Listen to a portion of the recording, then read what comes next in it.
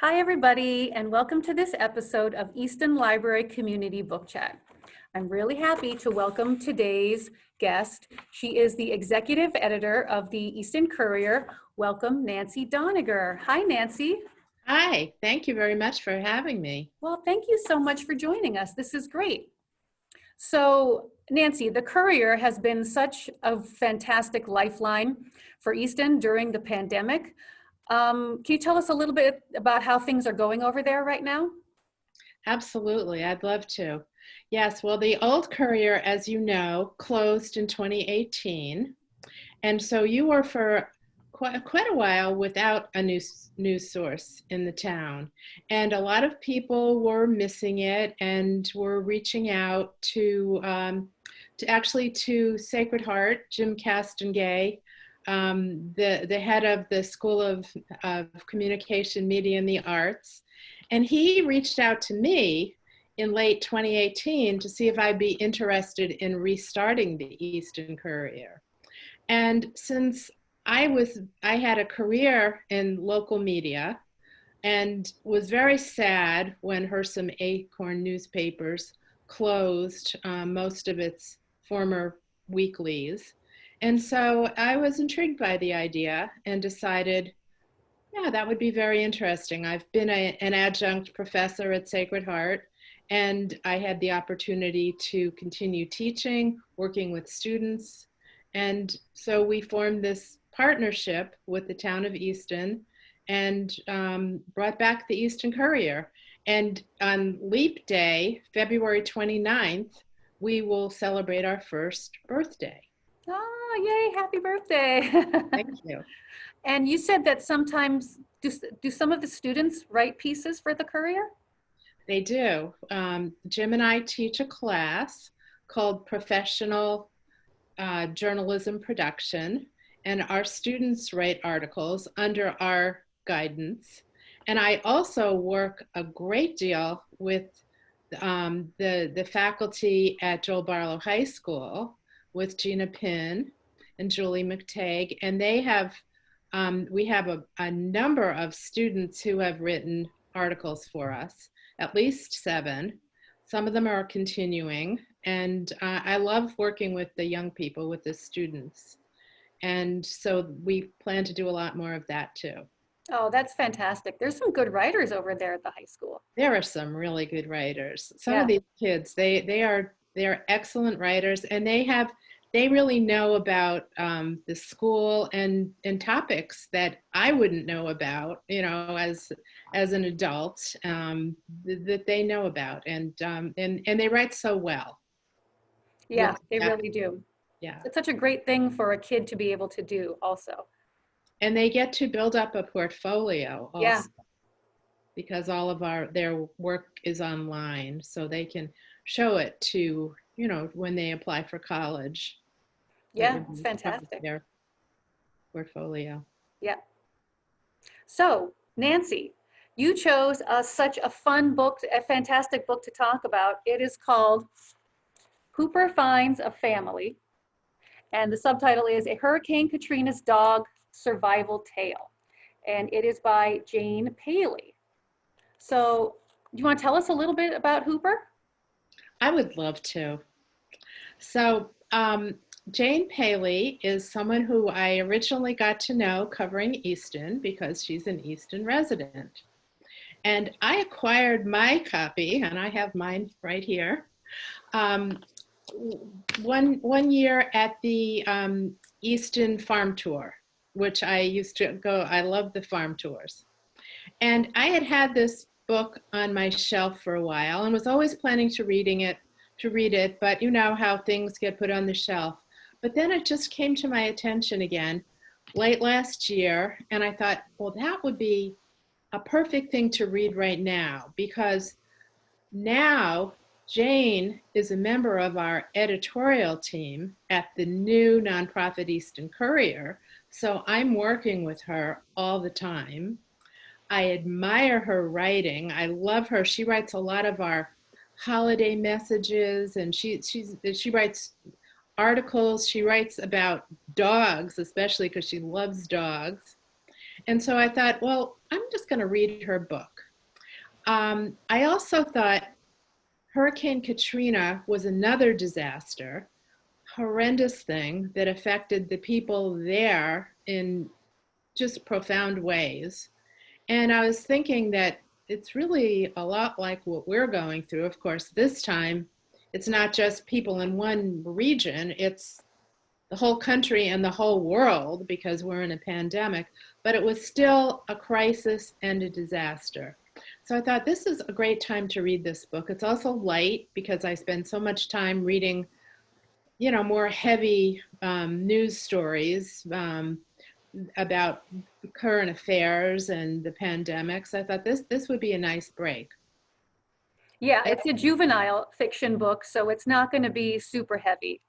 Absolutely. Yeah.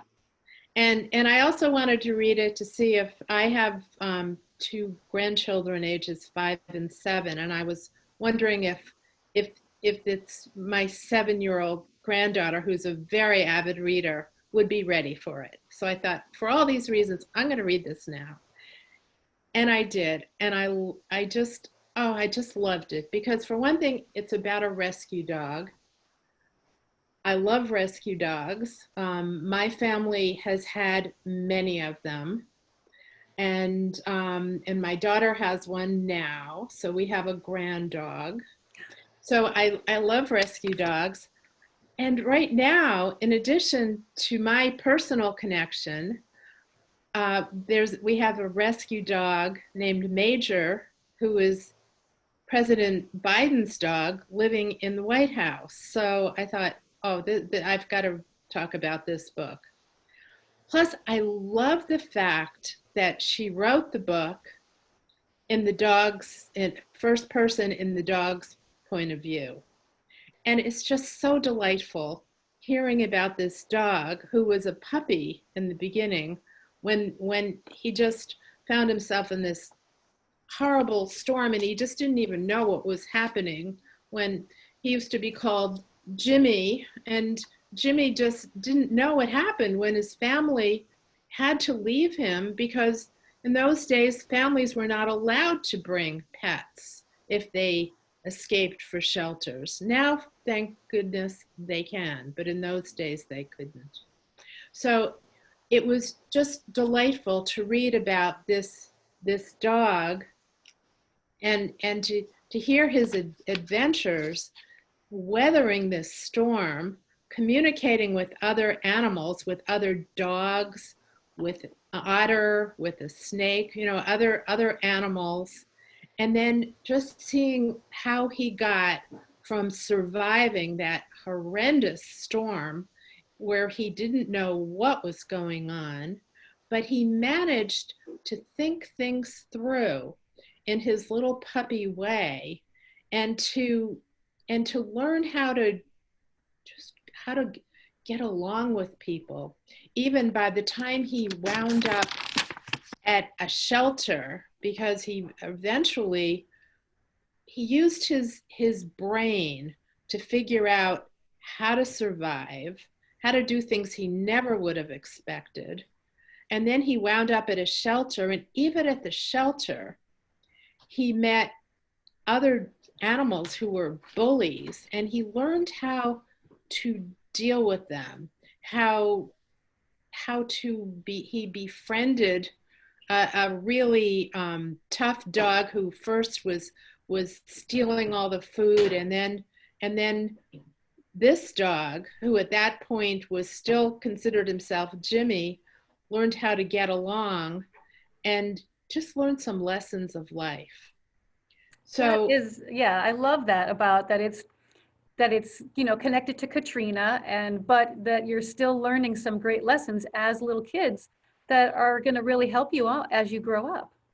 They're going to really help you in case you do, because children do find themselves in situations with bullies and with other people who are trying to grab all the food or whatever it is, but to learn how to figure out a way to get along with people. And that is part of this story. And then even when he first got adopted by the family from New York, after being a dog from New Orleans, to wind up making this big journey and to have to adapt to a whole new family. And he wasn't so sure about them. And some of the family members weren't so sure about him, but how they finally they finally learned to come around and to just love one another. And it's actually Jane's family, because it's actually a true story, and it really was her family, and they were living in New York at the time. Now they have since moved to Easton full time, and for a while they lived both places.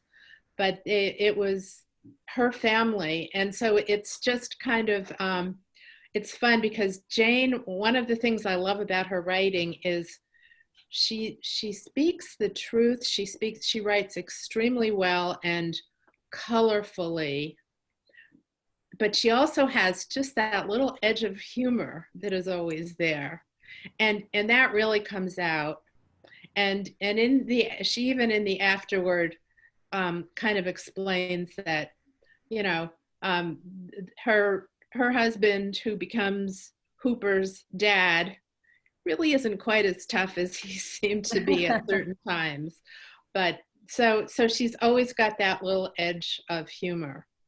So I love that. I love the fact that this is actually a true story, more or less. I mean, obviously it's fictionalized because dogs don't really talk, even though we would like them to. But just to hear it from that perspective and have a lot of true facts so that the children are learning some real life lessons, and especially about surviving really tough times, just like we are in right now. So it just seemed, it seemed like a really good choice. Yeah, I think it's such a great choice, and I'm so glad you chose that one for so many reasons. And I love that it's really a read for all ages. It is. Parents could read it aloud because it's not a long chapter book. So parents could read it aloud to younger children. Sort of elementary kids and older kids could read it by themselves, and even adults, I think, would find it a lovely little book to really, like you said, kind of get a great feeling from. Absolutely. In fact, I'm going to let my parents borrow my copy before I give it to the grandkids. And my parents, I'm blessed to still have them. They're in their early 90s, but I think they're going to just love it. Yeah. So I think it's a book that at any age you can pick up and really get a lot out of it. Yeah, I agree. Well, we have Hooper Finds a Family here at the Easton Library. It's available for checkout or for curbside pickup. So you can just go to our website and hit the search the catalog button and find it and take it home to read. So I want to thank you so much, Nancy, for joining us. It was wonderful. And to thank the Easton Library and everybody who's watching. And I hope you come see our next episode of Easton Library Book Chat. So everyone, stay well. And thanks again, Nancy. Thank you so much. I love books. I love the Easton Library. Wonderful. Thanks. Bye. Bye.